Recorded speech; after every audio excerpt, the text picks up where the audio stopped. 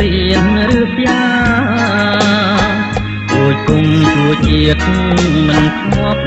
លោកាមនុស្សគ្មានខ្លឹមសារឈ្មោះថាជនចោលជាតិបោះបង់ចោលទៅទៅគុំនឹកនឹងដូចផ្លែល្វី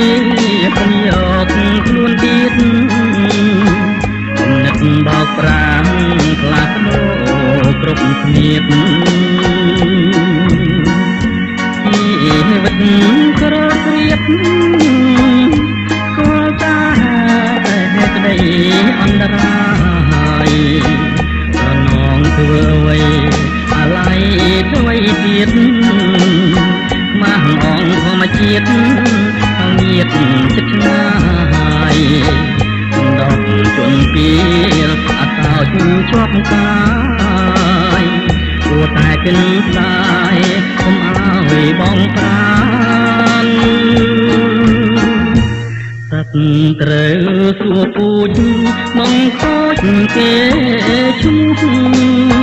រូបរាងជាមនុស្សឈ្មោះដូចអ្នករិឆានអាងទ្រព្យសម្បត្តិជីជាន់បំពេញជីវិតត្រែកលៀនតាមតែអំពើបាបកម្ម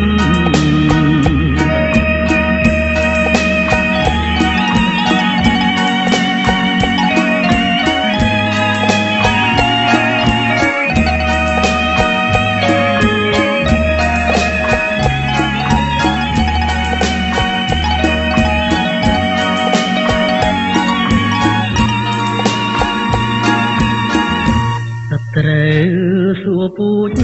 បងខូចគេឈ្មោះរូបរាងជាមនុស្សឈ្មោះដូចអ្នករិឆានអាងទ្រព្យសម្បត្តិជីជាន់បំពេញជីវិត